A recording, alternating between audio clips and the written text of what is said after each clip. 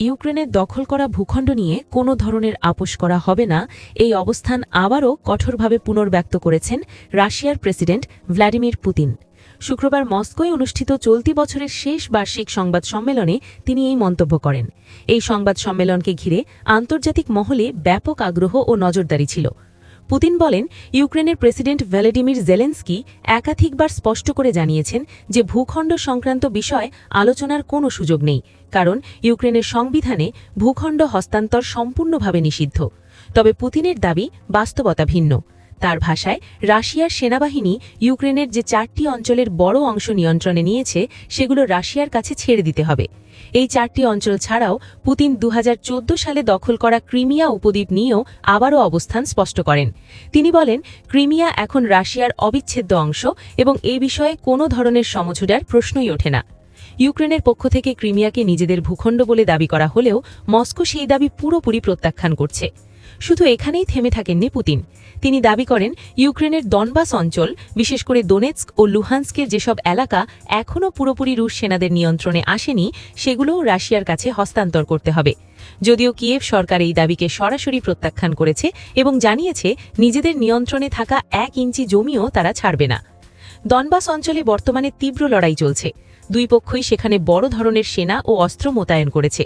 পুতিনের দাবি অনুযায়ী যুদ্ধের কৌশলগত নিয়ন্ত্রণ এখনও পুরোপুরি রাশিয়ার হাতেই রয়েছে। তিনি বলেন, চলতি বছর শেষ হওয়ার আগেই রুশ বাহিনী আরও নতুন ভূখণ্ড দখলে নিতে পারবে।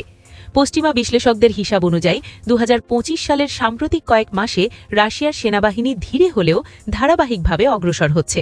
প্রতিদিন গড়ে 12 থেকে 17 বর্গ কিলোমিটার এলাকা রুশ সেনাদের দখলে যাচ্ছে বলে পশ্চিমা সামরিক পর্যবেক্ষকরা দাবি করছেন। এই গুরুত্বপূর্ণ বক্তব্যগুলো আসে মস্কোর গাস্তিনি দবর প্রদর্শনী হলে আয়োজিত পুতিনের বার্ষিক সংবাদ সম্মেলনে। প্রায় 4.5 ঘণ্টা ধরে চলা এই অনুষ্ঠানে দেশ বিদেশের শতাধিক সাংবাদিক অংশ নেন। রাশিয়ার রাষ্ট্রীয় সংবাদ মাধ্যম আরটির প্রতিবেদনে বলা হয়, পুতিন সেখানে অন্তত 70টির বেশি অভ্যন্তরীণ ও আন্তর্জাতিক বিষয়ে নিজের অবস্থান ব্যাখ্যা করেন। এই সংবাদ সম্মেলনের আরেকটি উল্লেখযোগ্য দিক ছিল সাধারণ জনগণের অংশগ্রহণ। ফোন কল, খুদে বার্তা ও সামাজিক যোগাযোগ মাধ্যমের মাধ্যমে 20 লাখের বেশি রুশ নাগরিক পুতিনকে প্রশ্ন পাঠান। কৃত্রিম বুদ্ধিমত্তার সাহায্যে সেসব প্রশ্ন বাছাই করে নির্দিষ্ট কিছু প্রশ্নের সরাসরি উত্তর দেন তিনি।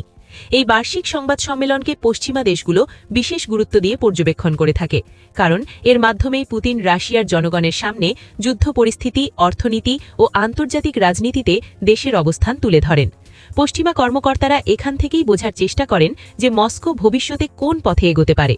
উল্লেখ্য, 2022 সালের ফেব্রুয়ারিতে ইউক্রেনে পূর্ণমাত্রার সামরিক অভিযান শুরু করে রাশিয়া। যুক্তরাষ্ট্র ও পশ্চিমা কর্মকর্তাদের মতে, এই যুদ্ধে এখন পর্যন্ত উভয় পক্ষ মিলিয়ে সেনা ও বেসামরিক নাগরিক সহ 20 লাখের বেশি মানুষ আহত ও নিখোঁজ হয়েছেন। তবে রাশিয়া ও ইউক্রেন কোনো পক্ষই আহত ও নিখোঁজের নির্ভরযোগ্য পরিসংখ্যান প্রকাশ করেনি। সব মিলিয়ে পুতিনের সর্বশেষ এই বক্তব্য ইউক্রেন যুদ্ধের অবসান নয়, বরং আরও দীর্ঘমেয়াদী সংঘাতের ইঙ্গিত দিচ্ছে বলেই মনে করছেন আন্তর্জাতিক বিশ্লেষকরা।